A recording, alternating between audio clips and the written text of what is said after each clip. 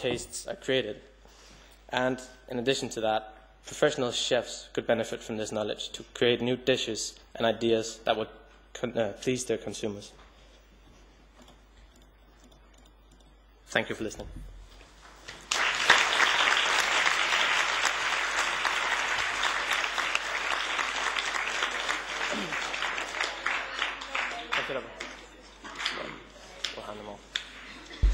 Okay, if we could have questions from the jury, please. Thank you very much for the interesting talk, especially after lunch. I just wanted to know what made you embark on that project. Was there any specific program you saw on television or something like that? We felt that molecular gastronomy was often overlooked, and we wanted to see what kind of potential that there was in molecular gastronomy. Okay. Just a question. Have I assume you've heard of Heston Blumenthal and his Fat Duck restaurant, and his he had the BBC shows on his incredible feasts, and there's a chef in Spain who is also doing the molecular restaurant. You mean? Yeah. Yes. Yeah, that was always also one of the why we did it. Yeah, one of the reasons.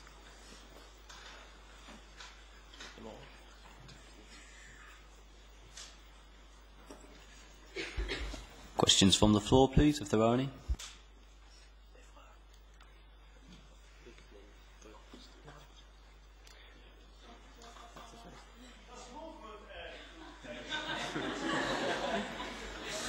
That's what?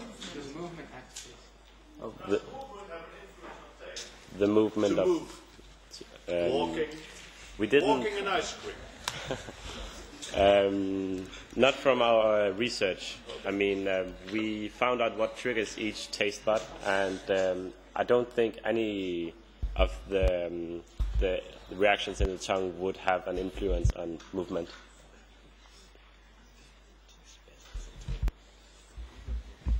But then again, you might be less focused on the taste if you're moving around and doing other stuff while tasting. Hi. I'm just curious about the MSG that you added. Could you give me an idea of how much? Because I know that in some countries around the world it's very difficult to obtain, and it's also not very highly recommended.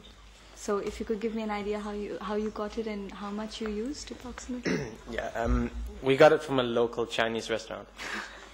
Okay. We had trouble actually acquiring it because they didn't really know what it was. But we just had to translate it into French, which was very difficult because they wanted it in Mandarin Chinese, and it turned out really bad. But we managed to acquire it, and we got it in a small cup. And when we used it in our experiments, we didn't use too much because we knew we had just, I think, Mass. I tried it. He tried the pure compound, and it was really bad. It was just a few grains he took, but it was so bad. So we tried to limit the effect it would have. But again, like Michael said, the drinks we used it in a carrot juice. Even the smallest amount we used in it just rendered the whole thing completely undrinkable.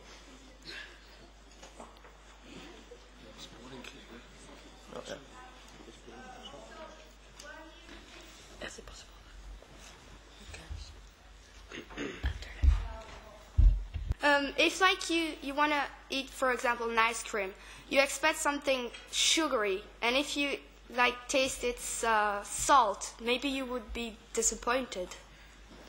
So it can also be a problem. Well, obviously you could be disappointed, but some people might find it interesting and amusing that instead of, well, maybe not salty, but if you imagine sour, or if you can put it in another context, if you had something that looked like a cereal dish, but instead it tasted like some kind of soup or a sweet dessert.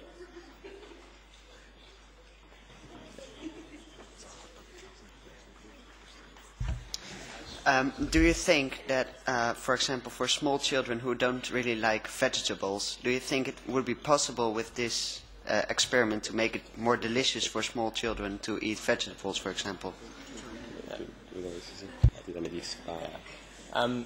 We discussed that in our group because it actually came up, and we didn't really include it in our results at the end, but we did discuss it, and we just felt that small children shouldn't really be allowed to just decide on what they wanted exactly. They should follow by the rules and the regulations, if you could say so, that the parents set out.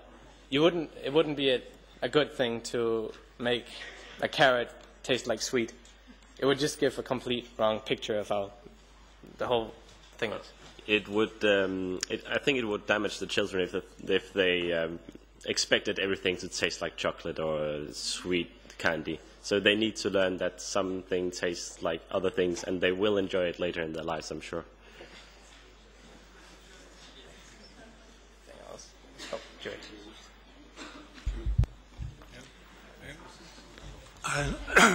I understand you agree with me that all kind of food exists of molecules. What do you exactly understand by molecular gastronomy? Is there also some kind of gastronomy that is not non-molecular?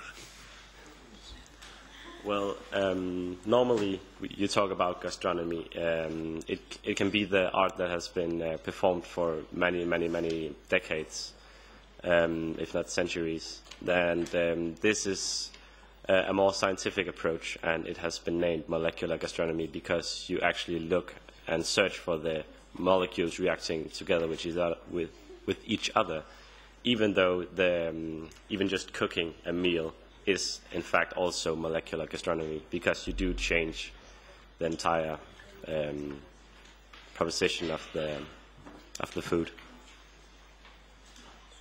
Yeah. Oh, one thing. Right. Did you attempt to quantify anything? Because you've got very different chemicals that you're testing on the taste buds.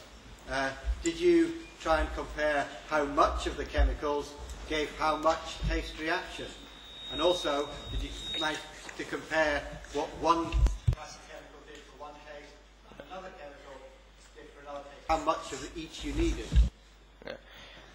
One thing, when we made our patty shells, we actually doubled the dose of salt in it. We used potassium chloride instead of sodium chloride, and that it turned out to be a less effect, in fact, even though we doubled the dose. So we were kind of wondering why that was, and then I think we have an explanation for that. It was something about the receptors in our tongues. Are more, how would you say that, keen on in the evolution, it has been more effective for the human tongue to be very aware of bitter taste, because normally bitter means poisonous, so we can taste that in very small amounts. But if you double the doses, it might have a bigger effect on bitterness than it would on saltiness, which is a more common taste in things around the world.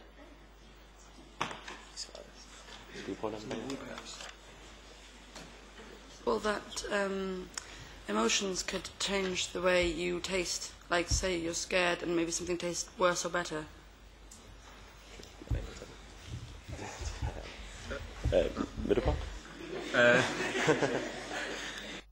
Actually, we didn't do any research on that, but you might have a point there that if you're happy, it might taste better. It makes sense, but we didn't check it.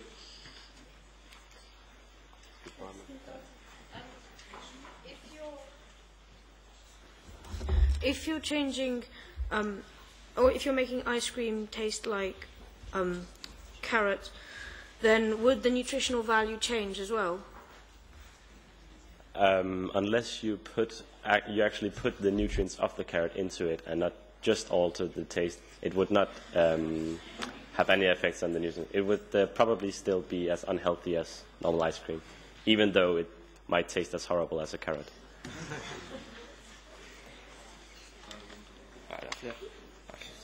What is MSG? It stands for monosodium glutamate, and it's a molecule which has the ability to trigger the savory receptors in our mouths.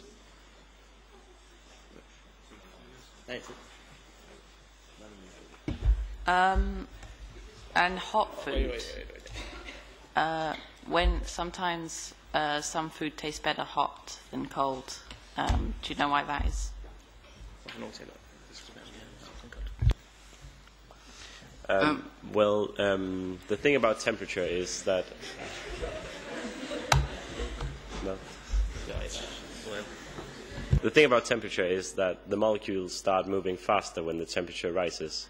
And usually items or food taste more, like you can experience more taste when the temperature rises, because of the reactions in the mouth are more, well, likely to happen.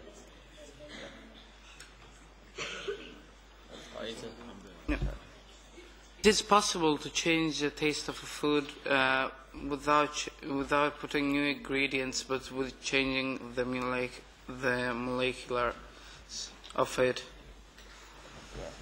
This was one of our first thoughts about the project, because that would be really interesting if you could actually just change the molecules and therefore change the tastes. It might be possible, but not with modern-day technology. You would need to go down to molecular levels and change the structure of each molecule to change the actual taste. Okay, we need to take maybe the last question now, and then if there are any more. Okay, last one. Do you think that in a few years we will buy our food in little tablets? If in a few years you mean 10 Yes. years, I don't think so. I think it has much too big an influence on our culture and the way we perceive taste and food, that we need to have an actual substance that we chew and enjoy. Okay, thank you very much for your presentation.